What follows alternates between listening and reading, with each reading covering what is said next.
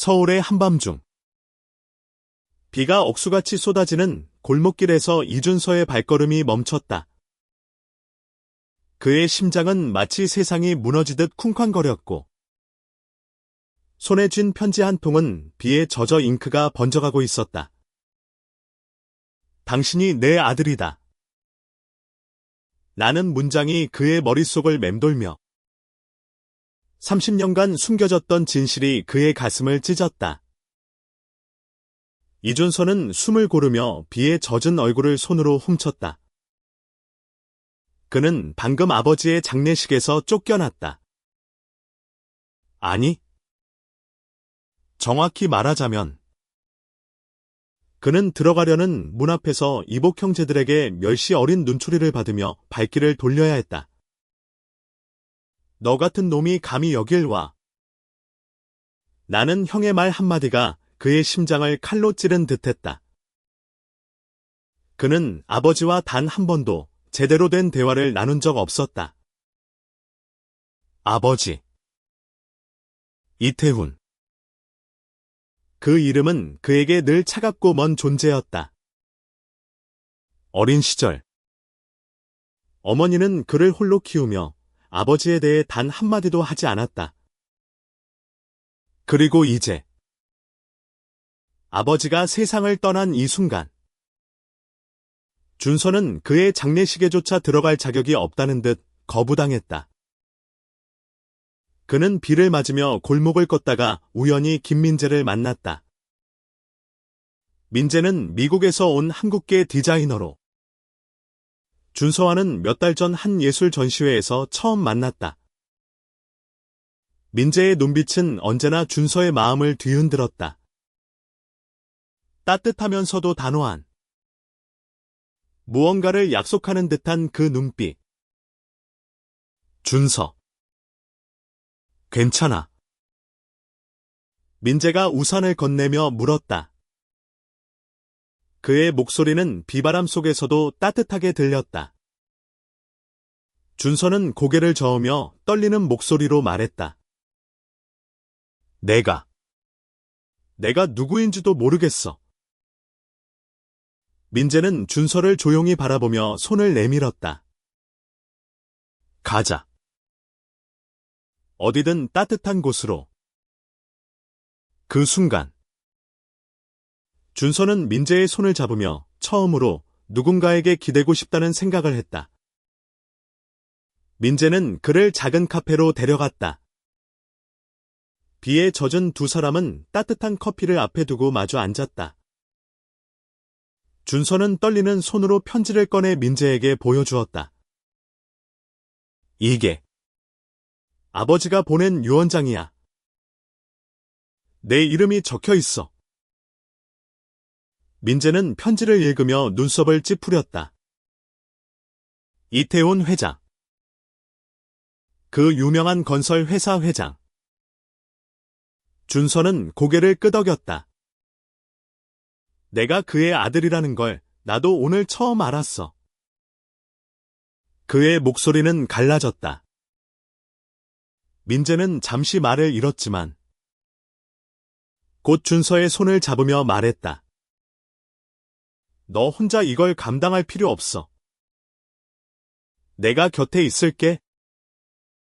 그날 밤 준서는 민재와 함께 유언장의 내용을 하나씩 파헤치기 시작했다.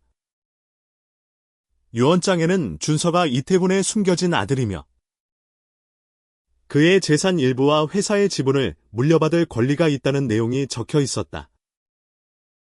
하지만 그 문서에는 또 다른 비밀이 있었다. 이태훈은 준서의 존재를 숨기기 위해 그의 어머니를 떠나게 했고 그녀에게 침묵을 강요했다. 준서는 분노와 슬픔이 뒤섞인 감정 속에서 자신의 과거를 되짚기 시작했다. 어린 시절 어머니는 늘 혼자였다. 그녀는 준서에게 단 한 번도 아버지에 대해 말하지 않았다. 하지만 가끔 그녀가 창밖을 바라보며 눈물을 흘리는 모습을 본 적이 있었다. 그때마다 준서는 이유를 묻지 못했다. 이제야 그는 깨달았다. 어머니가 얼마나 많은 고통을 감내했는지, 그리고 자신이 얼마나 오랫동안 진실에서 멀어져 있었는지를. 민재는 준서가 감정에 휩싸여 흔들리는 모습을 보며 조용히 그의 어깨를 감싸 안았다. 넌 충분히 강해. 그리고 이 모든 걸 알아낼 자격이 있어. 민재의 말은 준서에게 작은 위로가 되었다. 하지만 그의 마음 한구석에는 두려움이 자리 잡고 있었다. 유언장의 내용이 공개되면 그의 삶은 완전히 뒤바뀔 터였다. 그리고 그 변화는 단순히 돈이나 지위의 문제가 아니었다. 그는 자신의 정체성, 그리고 민재와의 관계가 이 폭풍 속에서 어떻게 될지 두려웠다. 다음 날, 준서는 민재와 함께 변호사를 찾아갔다. 변호사는 유언장의 진위를 확인하며 말했다. 이 문서는 법적 효력이 있습니다.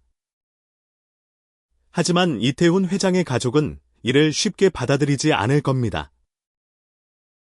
준서는 이를 예상했지만 가슴이 무겁게 내려앉았다. 그의 이복 형제들은 이미 그를 적대시하고 있었다. 그들은 준서를 사생아라 부르며 그의 존재 자체를 부정했다. 민재는 준서의 손을 꼭 잡으며 말했다. 그들이 뭐라 하든 넌 너 자신을 증명할 필요 없어. 그냥 내가 누구인지, 내가 뭘 원하는지만 생각해. 준서는 민재의 말에 힘을 얻었지만 마음 한편에서는 갈등이 일었다. 그는 민재와의 관계를 공개적으로 드러내고 싶었지만 이태훈의 가족이 그를 받아들이지 않는 상황에서 자신의 성정체성까지 드러낸다면 더 큰 소용돌이에 휘말릴 터였다. 그날 밤, 준서는 민재와 함께 한강변을 걸으며 솔직한 마음을 털어놓았다. 민재, 난 너랑 함께 있고 싶어. 하지만 이 모든 게 너무 무서워. 민재는 미소를 지으며 대답했다. 나도 무서워. 하지만 우리 같이 이겨낼 수 있어. 두 사람은 서로의 손을 잡으며 한강의 물결을 바라보았다. 그 순간, 준서는 처음으로 자신이 혼자가 아니라는 걸 느꼈다. 하지만 그들의 평화는 오래가지 않았다. 다음 날 아침, 이태훈의 이복 형제 중 하나인 이정우가 준서를 찾아왔다. 그는 차가운 미소를 띠며 말했다. 너 같은 놈이 우리 아버지의 이름을 더럽히게 둘 순 없어. 유언장. 그건 가짜야. 준서는 그의 말을 부정하려 했지만 정우의 눈빛에는 단순한 분노 이상의 무언가가 있었다. 그는 준서의 과거를 캐내려 했고 심지어 민재와의 관계까지 알아챈 듯했다. 정우는 떠나며 마지막으로 경고했다. 너와 그 남자, 둘 다 조심하는 게 좋을 거야. 준서는 그의 말에 몸이 굳었지만 민재는 단호하게 말했다. 그들이 뭐라 하든 우린 우리 길을 갈 거야. 준서는 민재의 단호한 모습에 용기를 얻었지만 마음속 깊은 곳에서는 다가오는 폭풍을 예감했다. 그들은 유언장의 진실을 파헤치기 위해 더 깊이 들어가기로 했다. 하지만 그 과정에서 준서는 자신의 과거와 마주해야 했다. 어머니가 숨겼던 비밀, 아버지가 그를 버린 이유, 그리고 그의 성정체성을 둘러싼 갈등. 이 모든 것이 얽히며 준서와 민재의 관계를 시험대에 올렸다. 과연 그들은 이 폭풍을 이겨내고 서로를 지킬 수 있을까? 그리고 유언장에 숨겨진 진실은 무엇일까? 민재와 준서는 서울 도심의 작은 아파트에서 밤늦게까지 유언장의 세부 사항을 검토했다. 테이블 위에는 흐릿한 잉크로 쓰인 종이와 이태훈의 회사 관련 서류들이 흩어져 있었다. 준서는 손에 든 펜을 내려놓고 한숨을 내쉬었다. 이 모든 게 정말 내 거라니 믿기지 않아. 그의 목소리에는 기쁨보다 불안이 묻어 있었다. 민재는 그의 어깨에 손을 올리며 말했다. 너무 앞서 생각하지 마. 한 걸음씩 가자. 그의 따뜻한 말투는 준서를 안심시켰지만 마음 한구석에는 여전히 두려움이 남아 있었다. 이태훈의 유언장은 단순한 재산 분배가 아니었다. 그 안에는 준서의 출생과 관련된 비밀, 그리고 이태훈이 왜 그를 숨겼는지에 대한 단서가 있었다.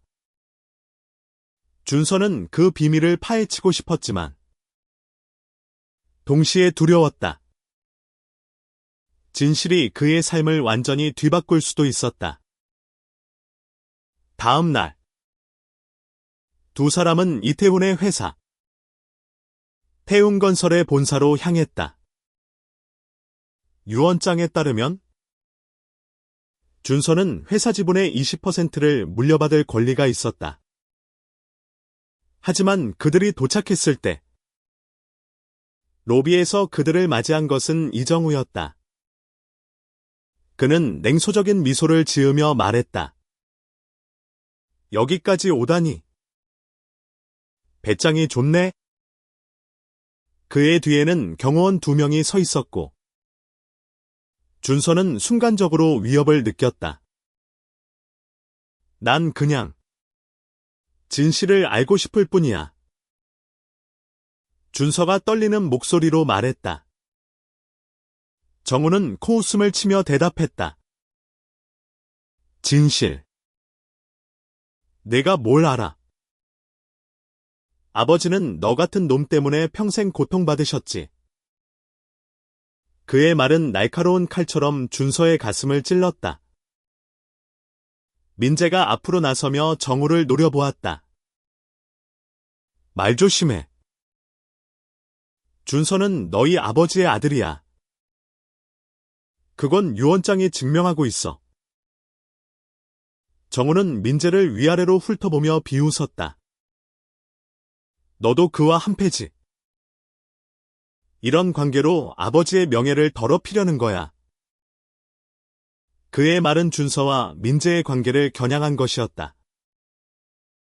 준서는 순간적으로 숨이 막혔다. 그는 자신의 성정체성을 숨기고 싶지 않았지만 이 상황에서 그것이 또 다른 약점이 될까 두려웠다. 민재는 단호하게 대답했다. 우리가 어떤 관계든 그건 너와 상관없어. 준서가 여기 온 건 그의 권리를 찾기 위해서야. 정우는 잠시 침묵하더니 차갑게 웃으며 말했다. 좋아. 어디 한번 해봐. 하지만 경고하는데 너희 둘 다 후회할 거야. 그는 그 말을 남기고 사라졌다. 그날 오후 준서는 민재와 함께 어머니의 옛 친구인 박수진을 찾아갔다. 수진은 어머니와 오랜 세월 함께 일했던 간호사였다. 그녀는 준서가 어릴 적 자주 봤던 얼굴이었지만 어머니가 세상을 떠난 후로는 연락이 끊겼었다. 수진은 준서를 보자마자 눈물을 글썽이며 그를 끌어안았다. 준서야. 내가 이렇게 컸구나. 수진은 준서에게 어머니의 과거를 이야기해 주었다. 내 어머니는 이태훈 회장과 깊이 사랑했었어. 하지만 그의 가족이 그 관계를 받아들이지 않았지. 특히 그의 어머니가 강하게 반대했어.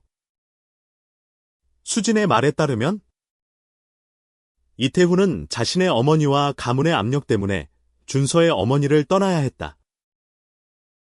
그녀는 임신한 상태로 홀로 준서를 키웠고 이태훈에게 어떤 도움도 받지 않았다. 그럼 왜 아버지는 날 끝까지 숨겼던 거지? 준서가 물었다. 수진은 한숨을 쉬며 대답했다. 그는 너를 보호하고 싶었을 거야. 하지만 그는 약한 사람이었어. 자신의 가족과 사회의 눈치를 너무 많이 봤지. 그녀는 잠시 멈췄다가 덧붙였다. 네가 그의 아들인 걸 알면서도 그는 끝까지 너를 공개적으로 인정하지 못했어. 그 말을 들은 준서는 분노와 슬픔이 뒤섞인 감정을 느꼈다. 그는 아버지를 미워하고 싶었지만 동시에 그의 약함을 이해하고 싶었다. 민재는 조용히 그의 손을 잡으며 말했다. 이제라도 내가 진실을 알게 됐잖아. 그걸로 충분해. 하지만 준서는 충분하지 않았다. 그는 아버지가 왜 끝까지 침묵했는지, 그리고 유언장에 자신의 이름을 적은 이유를 알아야 했다. 며칠 후, 준서는 태웅건설의 주주총회에 참석하기로 결심했다. 유언장의 내용을 공개적으로 논의하는 자리였다. 하지만 그는 그곳에서 또 다른 충격적인 사실을 마주했다. 이정우가 유언장의 진위를 문제 삼으며 법적 소송을 준비하고 있다는 소식이 전해진 것이다. 게다가 정우는 준서의 성정체성을 공개적으로 비판하며 그의 신뢰를 떨어뜨리려 했다. 그런 놈이 우리 회사 지분을 가질 자격이 있나? 정우의 말이 회의실을 가득 채웠다. 준서는 그 순간 모든 시선이 자신에게 쏠리는 것을 느꼈다. 그의 가슴은 터질 듯 뛰었지만 민재가 그의 옆에 서 있었다. 민재는 조용히 그의 손을 잡으며 속삭였다. 너는 충분히 강해. 그들이 뭐라 하든 넌 여기 있을 자격이 있어. 준서는 그의 말을 듣고 용기를 내어 자리에서 일어섰다. 저는 이태훈의 아들입니다. 그의 목소리는 처음에는 떨렸지만 점점 단호해졌다. 그리고 저는 제 권리를 찾기 위해 여기 왔습니다. 제가 누구를 사랑하든 그건 제 삶의 일부일 뿐입니다. 회의실은 순간 정적에 휩싸였다. 정우는 분노로 얼굴이 일그러졌지만 다른 주주들은 준서의 말에 귀를 기울였다. 그날 준서는 자신의 존재를 당당히 드러냈다. 하지만 그는 알았다. 이 싸움은 이제 막 시작되었을 뿐이다. 정우와 그의 가족은 결코 쉽게 물러나지 않을 것이다. 그리고 민재와의 관계는 이 싸움 속에서 더 큰 시험대에 오를 터였다. 하지만 준서는 결심했다. 그는 더 이상 숨지 않을 것이다. 자신의 정체성도, 사랑도, 그리고 진실도. 주주총회 이후 준서와 민재는 한동안 숨을 고를 틈도 없이 바빴다. 정우의 소송 위협은 현실이 되었고 그는 준서의 유언장 진위 여부를 법정에서 다투겠다고 공언했다. 언론은 이태훈 회장의 숨겨진 아들 이야기에 열을 올렸고 준서의 이름은 순식간에 서울의 주요 뉴스 헤드라인을 장식했다. 태웅건설의 사생아. 유선을 둘러싼 논란 뒤라는 자극적인 제목 아래 그의 삶이 낱낱이 파헤쳐졌다. 준서는 자신의 성정체성이 언론에 의해 왜곡되는 것을 보며 분노했다. 한 기자는 그의 민재와의 관계를 스캔들로 묘사하며 그를 이태훈의 명예를 더럽히는 존재로 몰아갔다. 그는 자신의 사랑이 이렇게 공개적으로 비판받을 줄은 몰랐다. 민재는 그를 다독이며 말했다. 그들은 그냥 관심을 끌고 싶을 뿐이야. 우리를 건드릴 수 없어. 하지만 준서는 알았다. 이 싸움은 단순히 유산을 둘러싼 문제가 아니었다. 그의 정체성, 그의 사랑, 그리고 그의 존재 자체가 시험대에 올랐다. 한편, 민재는 자신의 방식으로 준서를 돕기 위해 움직였다. 그는 미국에서 쌓아온 네트워크를 활용해 태훈건설의 과거를 조사하기 시작했다. 민재는 이태훈이 준서의 어머니와의 관계를 끝낸 이유가 단순히 가문의 압력 때문만은 아니라는 단서를 발견했다. 이태훈은 당시 정치적, 경제적 이해관계로 얽힌 결혼을 강요받았고 그로 인해 준서의 어머니를 떠나야 했다. 민재는 이 정보를 준서와 공유하며 말했다. 내 아버지는 어쩌면 너를 지키고 싶었을지도 몰라. 하지만 그는 잘못된 선택을 했어.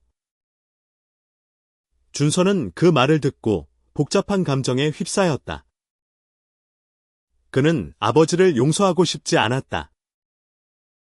하지만 어머니가 그를 사랑했던 것처럼 이태훈도 나름의 방식으로 그를 사랑했을지도 모른다는 생각이 그의 마음을 흔들었다. 그는 민재에게 물었다.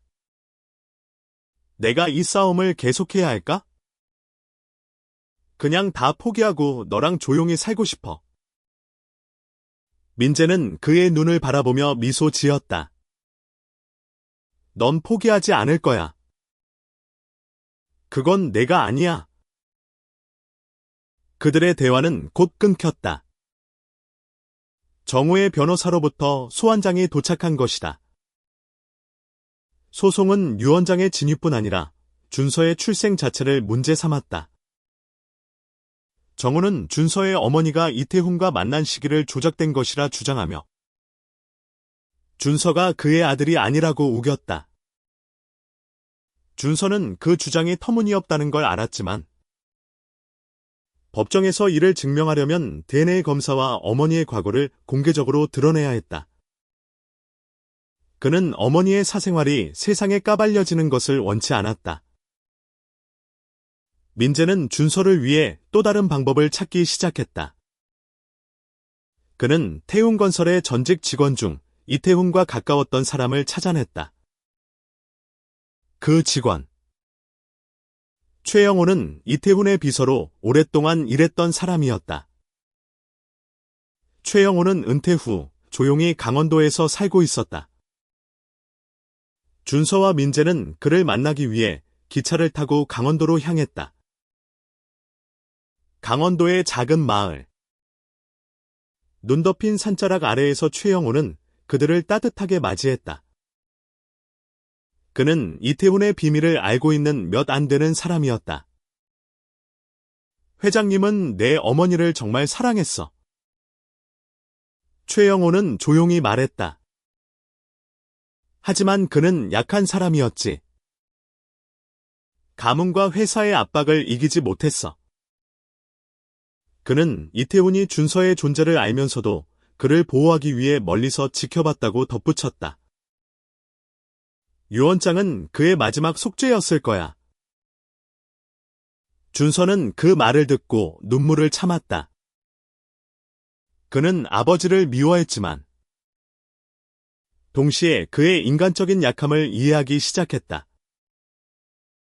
최영호는 낡은 상자에서 이태훈이 준서의 어머니에게 보낸 편지 몇 통을 꺼내 주었다. 그 편지에는 이태훈의 후회와 사랑이 담겨 있었다. 너를 만나지 못한 건 내 인생의 가장 큰 실수였다. 라는 문장이 준서의 가슴을 울렸다. 하지만 그들의 대화는 오래가지 못했다. 정우의 사주를 받은 누군가가 최영호의 집 근처에서 그들을 감시하고 있었다. 민재는 이상한 낌새를 느끼고 준서를 재촉해 집을 나섰다. 그들이 기차역으로 향하는 길. 낯선 남자들이 그들을 따라오기 시작했다. 민재는 준서의 손을 잡고 빠르게 걸으며 말했다. 침착해. 내가 널 지킬게. 그들은 간신히 기차에 올라 서울로 돌아왔다. 하지만 그들의 뒤를 쫓는 그림자는 점점 더 가까워졌다. 정우는 준서가 진실에 다가갈수록 더 강하게 압박해왔다. 그는 준서의 성정체성을 이용해 그를 사회적으로 매장하려 했다. 한편 민재는 자신의 디자인 스튜디오에서 받은 프로젝트 제안을 거절하며 준서와 함께 싸우는 데 집중했다. 너 혼자 두지 않을 거야. 민재의 말은 준서에게 큰 힘이 되었다. 법정 공방이 시작되기 전 준서는 어머니의 무덤을 찾았다. 그는 그녀 앞에서 무릎을 꿇고 말했다. 엄마. 나 이제 알았어. 당신이 왜 그렇게 힘들었는지. 그는 어머니가 자신을 지키기 위해 얼마나 많은 희생을 했는지 깨달았다. 그리고 그 순간 그는 결심했다. 그는 아버지의 유산을 위해서가 아니라 어머니의 명예와 자신의 정체성을 지키기 위해 싸울 것이다. 민재는 그의 곁에서 그를 지지하며 말했다. 우리가 이겨낼 거야. 함께. 두 사람은 서로를 바라보며 미소 지었다. 하지만 그들의 앞에는 아직 많은 시련이 기다리고 있었다. 정우의 음모, 언론의 공격, 그리고 그들 사이를 흔드는 사회적 편견. 그들은 이 모든 것을 이겨낼 수 있을까? 법정 공방은 치열했다. 정우와 그의 변호사는 준서의 출생을 부정하며 유언장의 법적 효력을 문제 삼았다. 준서는 법정 한가운데 서서 자신을 둘러싼 시선들을 견뎌야 했다. 판사, 변호사, 그리고 방청객들의 눈빛은 그의 가슴을 무겁게 짓눌렀다. 하지만 민재는 그의 곁에 앉아 조용히 그의 손을 잡아주었다. 그 작은 손길이 준서에게 큰 힘이 되었다. 변호사는 준서에게 DNA 검사를 요구했다. 이는 그의 어머니와 이태훈의 관계를 입증할 유일한 방법이었다. 준서는 망설였다. DNA 검사 결과가 그의 출생을 증명할 수는 있겠지만 어머니의 사생활이 공개적으로 드러날 터였다. 그는 어머니의 명예를 지키고 싶었다. 하지만 민재는 그를 설득했다. 내 어머니는 너를 자랑스러워할 거야. 네가 진실을 위해 싸우는 모습을 보면? 결국 준서는 DNA 검사를 받기로 했다. 검사 결과는 명확했다. 그는 이태훈의 친아들이었다. 이 결과는 법정에서 큰 반향을 일으켰다. 정우는 분노로 얼굴이 붉어졌고 그의 변호사는 새로운 전략을 세우기 위해 시간을 요청했다. 하지만 준서는 알았다. 이 싸움은 이제 막 새로운 국면으로 접어들었다. 법정 밖에서는 언론의 관심이 더욱 뜨거워졌다. 일부 기자는 준서와 민재의 관계를 자극적으로 보도하며 그들의 사생활을 파헤치려 했다. 한 기자는 민재의 스튜디오 앞에서 그를 기다리며 질문을 퍼부었다. 김민재 씨, 이준서와의 관계가 단순한 우정 이상인가요? 민재는 차갑게 대답했다. 우리의 관계는 당신들이 판단할 문제가 아니에요. 그는 더 이상 말하지 않고 스튜디오로 들어갔다. 그날 밤, 준서는 민재의 스튜디오에서 그를 기다렸다. 그는 민재가 자신 때문에 언론의 공격을 받고 있는 것이 미안했다. 민재, 너까지 이렇게 휘말리게 해서 미안해. 민재는 미소를 지으며 그의 뺨을 쓰다듬었다. 너랑 함께라면 어떤 비난도 견딜 수 있어. 그 순간, 두 사람은 서로를 끌어안았다. 그들의 사랑은 이 모든 시련 속에서도 흔들리지 않았다. 하지만 정우는 포기하지 않았다. 그는 준서의 과거를 파헤쳐 그의 성정체성을 공개적으로 공격했다. 한 익명의 제보자가 준서와 민재의 관계를 담은 사진을 언론에 유출했고, 이는 곧바로 스캔들로 확대되었다.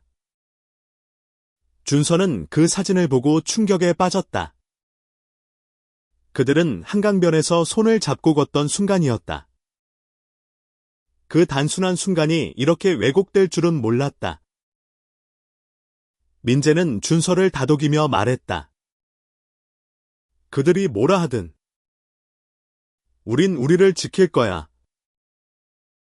하지만 준서는 두려웠다.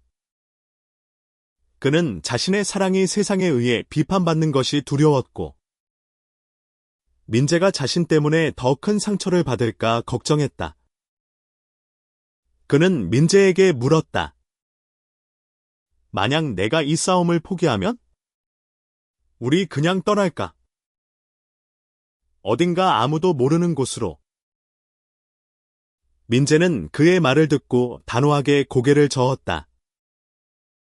우린 도망치지 않아. 내가 이 싸움을 시작한 건 너 자신을 위해서야. 그리고 나도 너와 함께 싸울 거야. 그의 말은 준서에게 새로운 결심을 심어주었다. 그는 더 이상 숨지 않을 것이다. 그는 자신의 정체성과 사랑을 당당히 지킬 것이다. 며칠 후, 준서는 태웅건설의 주주들과 다시 만났다. 이번에는 정우가 아닌 다른 주주들이 그의 편에 서기 시작했다. DNA 검사 결과와 최영호의 증언이 그들의 마음을 움직였다.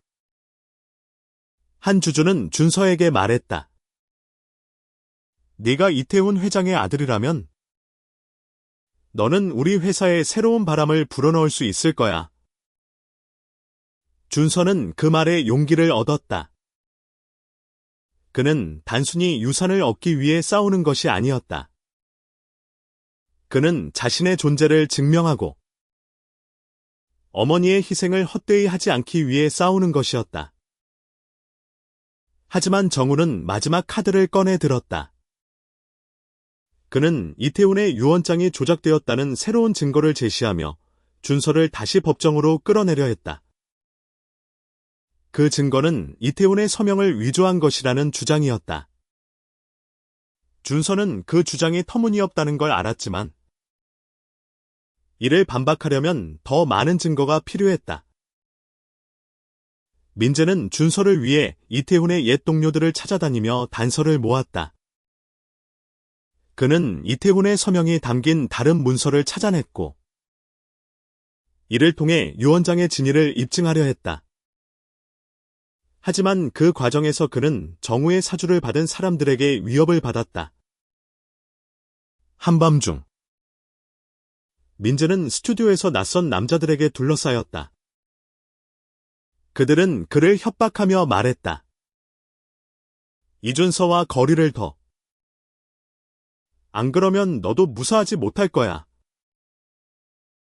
민재는 겁에 질렸지만 그들을 똑바로 바라보며 말했다. 난 준서를 절대 버리지 않아. 그는 간신히 그들을 피해 빠져나왔지만 그 사건은 그에게 큰 충격을 주었다.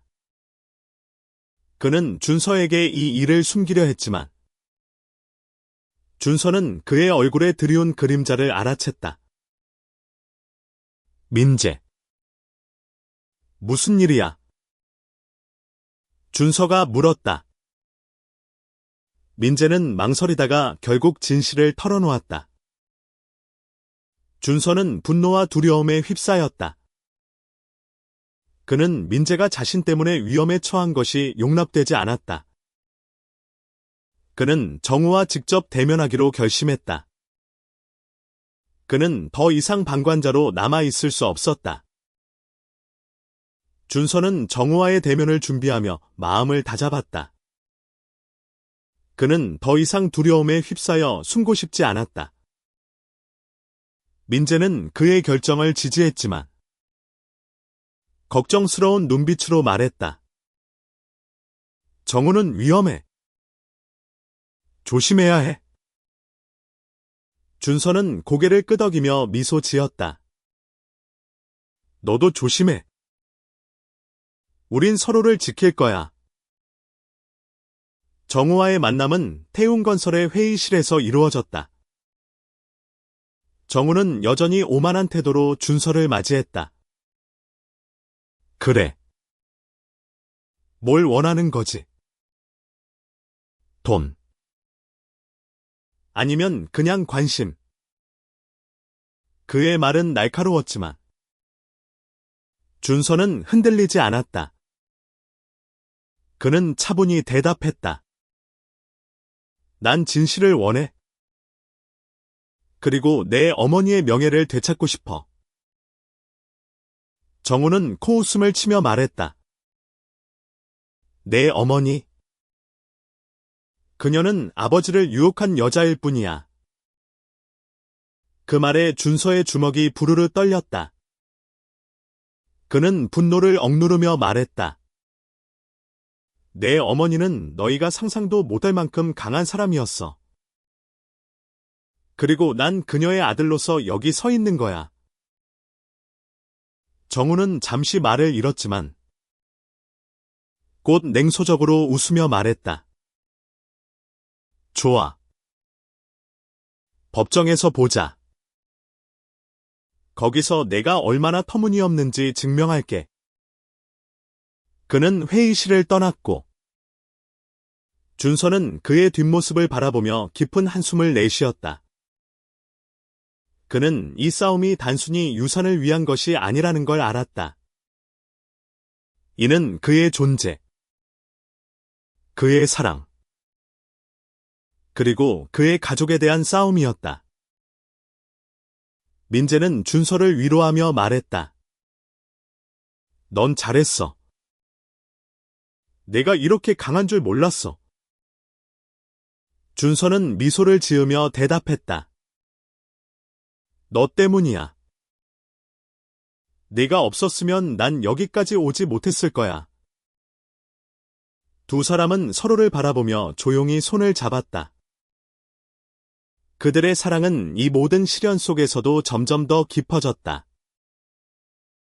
하지만 그들의 평화는 오래가지 않았다.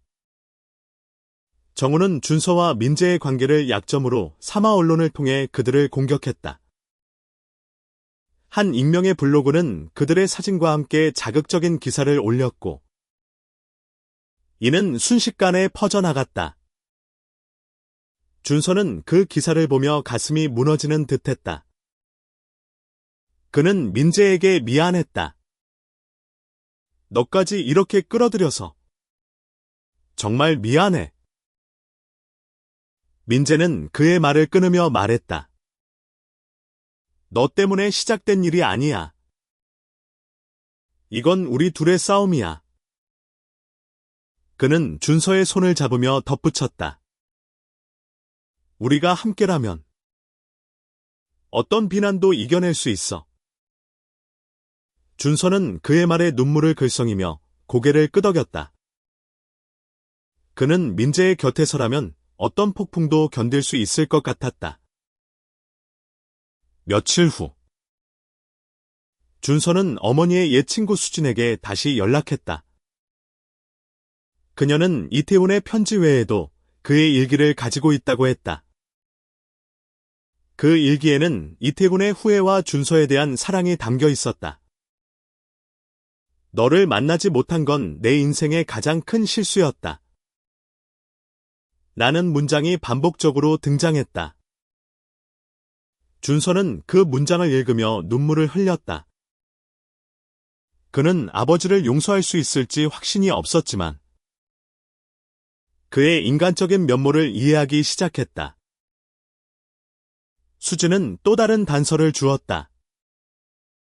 이태훈은 죽기 전 준서의 존재를 공개하려 했지만 가족의 강한 반대에 부딪혔다. 그는 결국 유언장에 준서의 이름을 적으며 자신의 속죄를 남겼다. 준서는 그 사실을 알며 복잡한 감정에 휩싸였다.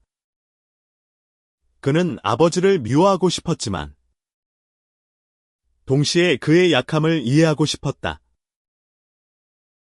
법정 공방은 점점 더 치열해졌다. 정우는 유언장의 서명을 위조라 주장하며 새로운 증거를 제시했다. 하지만 민재가 찾아낸 이태훈의 다른 문서들은 그 주장을 반박할 강력한 증거가 되었다.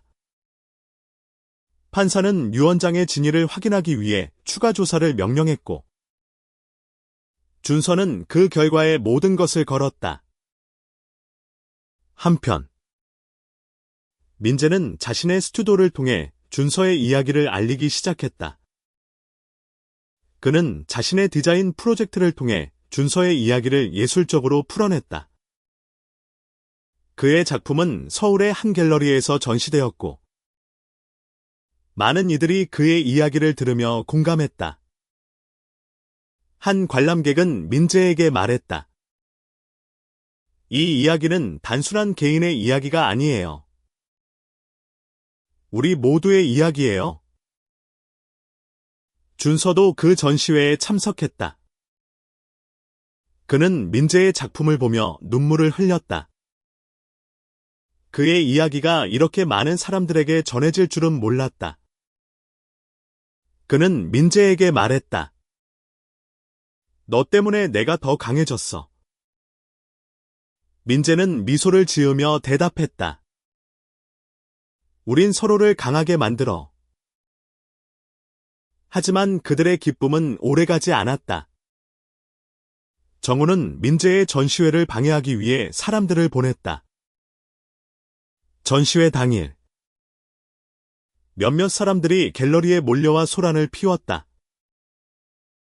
그들은 준서와 민재를 비난하며 그들의 관계를 공개적으로 모욕했다.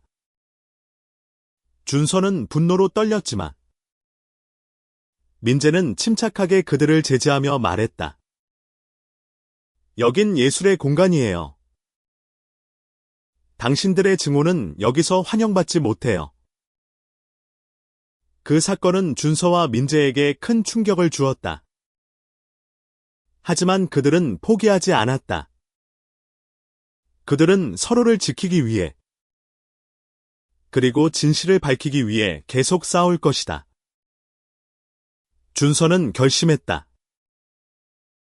그는 정우와의 마지막 대결을 준비할 것이다.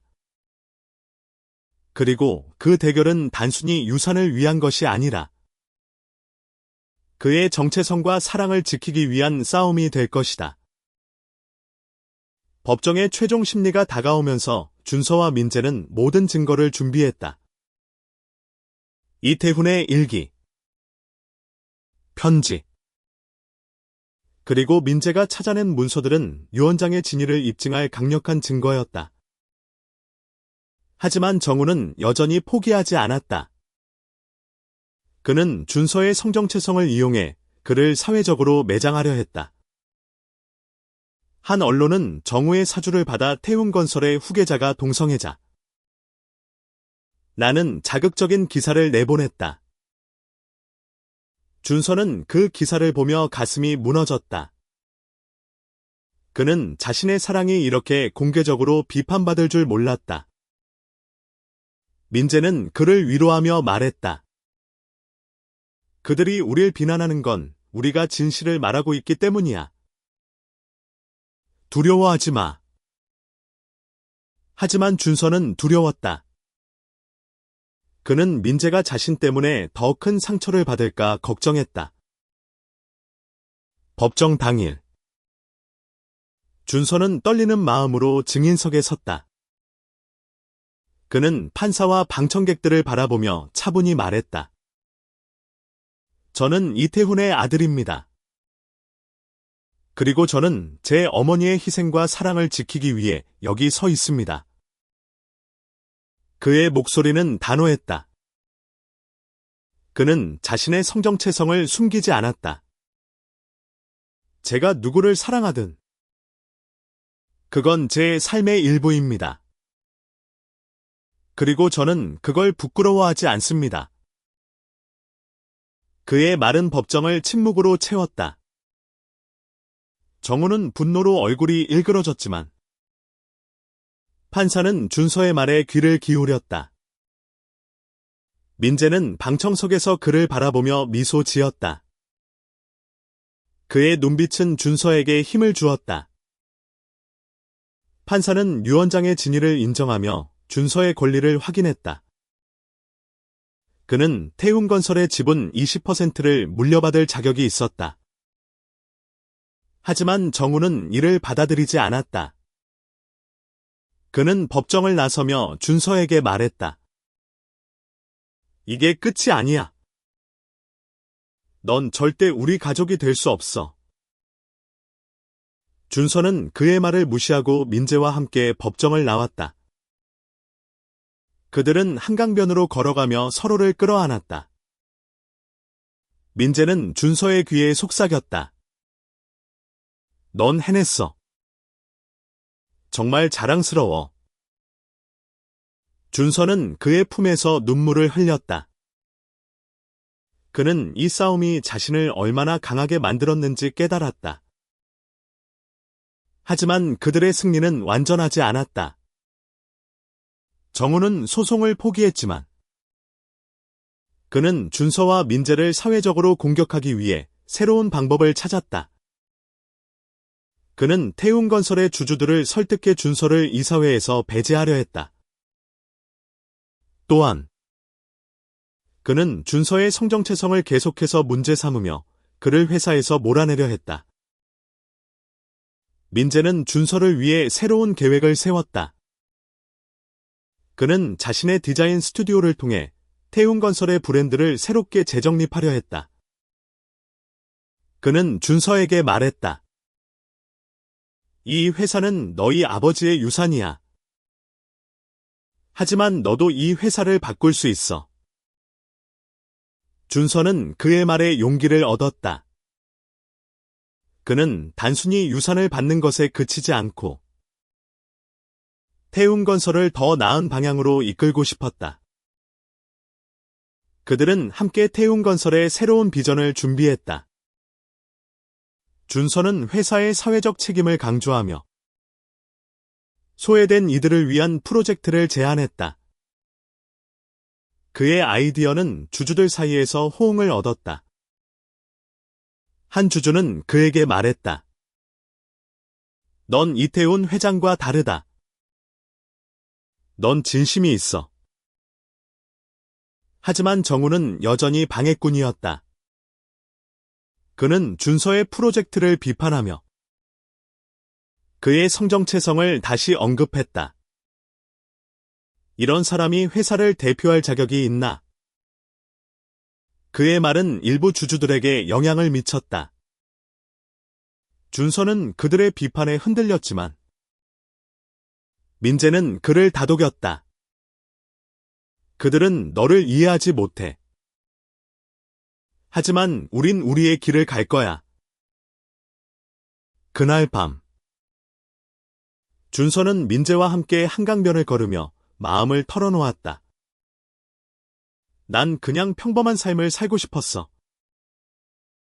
하지만 이제는 이 모든 걸 바꾸고 싶어. 민재는 그의 손을 잡으며 말했다. 넌 이미 세상을 바꾸고 있어. 그리고 나도 너와 함께 할 거야. 그들의 사랑은 점점 더 깊어졌다. 그들은 서로를 지지하며 어떤 시련도 이겨낼 수 있다는 믿음을 키워갔다. 하지만 정우의 음모는 여전히 그들을 위협했다. 그는 준서의 프로젝트를 방해하기 위해 회사 내부의 정보를 유출했고, 이는 준서의 신뢰를 흔들었다. 준서는 그 모든 시련 속에서도 포기하지 않았다. 그는 민재와 함께 새로운 길을 찾아갔다. 그들은 태웅건설을 더 나은 회사로 만들기 위해, 그리고 그들의 사랑을 지키기 위해 계속 싸울 것이다. 하지만 그들의 앞에는 아직 많은 도전이 기다리고 있었다. 준서와 민재는 태웅건설의 새로운 프로젝트를 준비하며 바쁜 나날을 보냈다. 그들은 회사의 이미지를 쇄신하고 사회적 책임을 다하는 기업으로 만들기 위해 노력했다. 준서의 아이디어는 소외된 지역사회를 위한 건설 프로젝트였다. 그는 빈곤 지역에 저렴한 주택을 제공하고 지역 주민들에게 일자리를 창출하는 계획을 세웠다. 이 프로젝트는 많은 주주들의 지지를 받았지만 정우는 여전히 이를 방해하려 했다. 정우는 회사 내부의 정보를 유출하며 준서의 프로젝트가 비현실적이라고 비판했다. 그는 주주총회에서 준서를 공개적으로 공격하며 말했다. 이런 사람이 회사를 이끌 자격이 있나?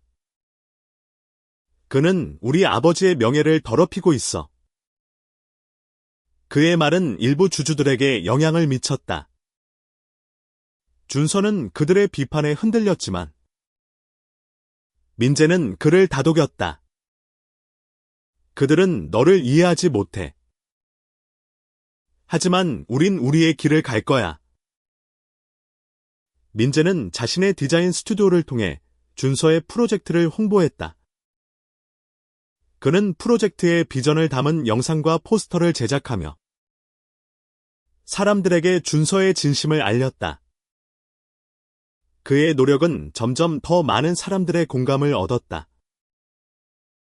한 언론은 민재의 영상을 보며 태웅건설의 새로운 바람기라는 제목으로 기사를 썼다. 이는 준서에게 큰 힘이 되었다. 하지만 정우는 또 다른 음모를 꾸몄다. 그는 준서의 프로젝트 자금을 문제 삼으며 회사의 재정을 조사하겠다고 주장했다. 이는 준서의 신뢰를 흔들기 위한 전략이었다. 준서는 그 모든 공격 속에서도 흔들리지 않으려 노력했다. 그는 민재에게 말했다. 난 이 싸움이 지쳤어. 하지만 너 때문에 계속 갈 수 있어. 민재는 그의 말을 듣고 미소를 지었다. 우린 함께야. 그리고 이건 너 혼자만의 싸움이 아니야.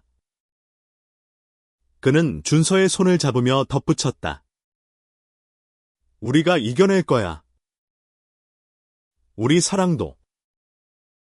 이 프로젝트도. 그들의 사랑은 이 모든 시련 속에서도 점점 더 단단해졌다. 한편 준서는 어머니의 일기를 다시 읽으며 그녀의 희생을 되새겼다. 그녀는 준서를 위해 모든 것을 바쳤다. 그는 그녀의 희생을 헛되이 하지 않기 위해 더 열심히 싸우기로 결심했다. 그는 민재와 함께 새로운 증거를 찾아 이태훈의 유언장을 최종적으로 입증하려 했다. 그들은 이태훈의 옛 동료들을 다시 만나며 그의 과거를 파헤쳤다. 그 과정에서 그들은 이태훈이 준서의 어머니에게 보낸 마지막 편지를 발견했다. 그 편지에는 그의 후회와 사랑이 담겨 있었다. 내가 너와 준서를 지키지 못한 건 내 인생의 가장 큰 실수였다. 준서는 그 문장을 읽으며 눈물을 흘렸다. 그는 아버지를 용서할 수 있을지 확신이 없었지만 그의 마음은 조금씩 풀렸다.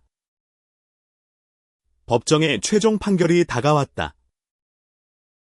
판사는 모든 증거를 검토한 뒤 유 원장의 진위를 최종적으로 인정했다. 준서는 태웅건설의 지분 20%를 공식적으로 물려받았다. 하지만 그는 그 유산을 자신만을 위해 사용하지 않기로 했다. 그는 그 돈으로 자신의 프로젝트를 확장하고 더 많은 사람들을 돕기로 결심했다. 정우는 판결을 받아들이지 않고 법정을 나갔다. 그는 준서에게 마지막으로 말했다. 넌 절대 우리 가족이 될 수 없어. 하지만 준서는 더 이상 그의 말에 흔들리지 않았다. 그는 자신의 가족은 어머니와 민재라고 생각했다. 그는 그들의 사랑과 지지로 여기까지 올 수 있었다. 그날 밤, 준서와 민재는 한강변에서 서로를 끌어안았다. 그들은 서로를 바라보며 미소 지었다. 민재는 준서의 귀에 속삭였다. 넌 정말 대단해. 그리고 난 너를 정말 사랑해. 준서는 그의 품에서 눈물을 흘렸다. 그는 이 모든 시련을 이겨낸 것이 민재 때문이라는 걸 알았다. 하지만 그들의 이야기는 아직 끝나지 않았다. 정우는 여전히 그들을 방해하려 했고, 사회적 편견은 그들의 사랑을 계속 시험했다. 그들은 이 모든 것을 이겨내기 위해 계속 싸울 것이다. 그리고 그들의 사랑은 그 어떤 폭풍 속에서도 흔들리지 않을 것이다. 준서의 프로젝트는 점점 더 많은 사람들의 지지를 받았다. 그는 태웅건설의 자원을 활용해 빈곤 지역에 주택을 짓고 일자리를 창출했다. 그의 노력은 지역사회에 큰 변화를 가져왔다. 한 주민은 준서에게 말했다. 당신 덕분에 우리 아이들이 더 나은 미래를 꿈꿀 수 있게 됐어요. 그 말은 준서에게 큰 힘이 되었다. 민재는 그의 곁에서 그를 지지하며 자신의 디자인으로 프로젝트를 더욱 빛나게 했다. 그의 영상과 포스터는 사람들에게 준서의 비전을 알렸고, 이는 태웅건설의 이미지를 새롭게 바꿨다. 한 언론은 그들의 이야기를 다루며 사랑과 정의의 승리라는 제목으로 기사를 썼다. 준서와 민재는 그 기사를 보며 서로를 끌어안았다. 하지만 정우는 여전히 그들을 포기하지 않았다. 그는 준서의 프로젝트를 방해하기 위해 회사 내부의 동료들을 매수하려 했다. 하지만 그의 시도는 실패로 돌아갔다. 주주들은 점점 더 준서의 비전에 동의했고, 그의 진심을 믿었다. 한 주주는 정우에게 말했다. 너는 너희 아버지의 과거에 얽매여 있어. 하지만 준서는 미래를 보고 있어. 정우는 결국 자신의 패배를 인정해야 했다. 그는 준서에게 마지막으로 연락하며 말했다. 넌 이겼어. 하지만 이건 끝이 아니야. 준서는 그의 말을 듣고 차분히 대답했다. 난 너와 싸우고 싶지 않아. 난 그냥 내 길을 갈 뿐이야. 그는 더 이상 정우의 말에 흔들리지 않았다. 준서와 민재는 그들의 사랑을 공개적으로 드러내기로 했다. 그들은 서울의 한 공원에서 열린 지역사회 행사에서 손을 잡고 나타났다. 그들의 모습은 많은 사람들에게 감동을 주었다. 한 젊은이는 준서에게 다가가 말했다. 당신들 때문에 나도 내 정체성을 당당히 드러낼 용기를 얻었어요. 준서는 그 말을 듣고 눈물을 흘렸다. 그는 자신의 싸움이 단순히 자신만을 위한 것이 아니라는 걸 깨달았다. 그들의 이야기는 점점 더 많은 사람들에게 전해졌다. 준서의 프로젝트는 전국적으로 확대되었고, 그는 태웅건설의 새로운 리더로 인정받았다. 그는 자신의 유산을 사회를 위해 사용하며 어머니의 희생을 헛되이 하지 않았다. 민재는 그의 곁에서 새로운 디자인 프로젝트를 시작했다. 그는 준서의 비전을 담은 전시회를 열었고, 이는 전 세계적으로 주목받았다. 그의 작품은 사랑과 정의, 그리고 용기에 대한 메시지를 담았다. 그는 준서에게 말했다. 우린 세상을 바꿨어. 그리고 이건 시작에 불과해. 그들의 사랑은 어떤 시련 속에서도 흔들리지 않았다. 그들은 서로를 지지하며 어떤 폭풍도 이겨낼 수 있다는 믿음을 키웠다. 준서는 민재의 손을 잡으며 말했다. 너와 함께라면 난 뭐든 할 수 있어. 민재는 미소를 지으며 대답했다. 나도 그래. 우린 영원히 함께야. 그들의 이야기는 끝나지 않았다. 그들은 여전히 사회적 편견과 싸우며 더 나은 세상을 만들기 위해 노력했다. 하지만 그들은 알았다. 그들의 사랑은 그 어떤 장애물도 이겨낼 수 있다. 그리고 그들의 싸움은 단순히 유산이나 권리를 위한 것이 아니었다. 이는 그들의 정체성과 사랑, 그리고 진실을 위한 싸움이었다. 마지막으로, 준서는 어머니의 무덤을 다시 찾았다. 그는 그녀 앞에서 무릎을 꿇고 말했다. 엄마, 나 해냈어. 당신이 자랑스러워할 수 있도록. 그는 그녀의 희생이 헛되지 않았다는 걸 알았다. 그리고 민재와 함께 그는 더 나은 미래를 만들어갈 것이다. 그들은 한강변에서 손을 잡고 걸으며 서로를 바라보았다. 그들의 눈빛에는 사랑과 희망이 가득했다. 그리고 그들은 알았다. 그들의 이야기는 이제 막 새로운 장을 열었다.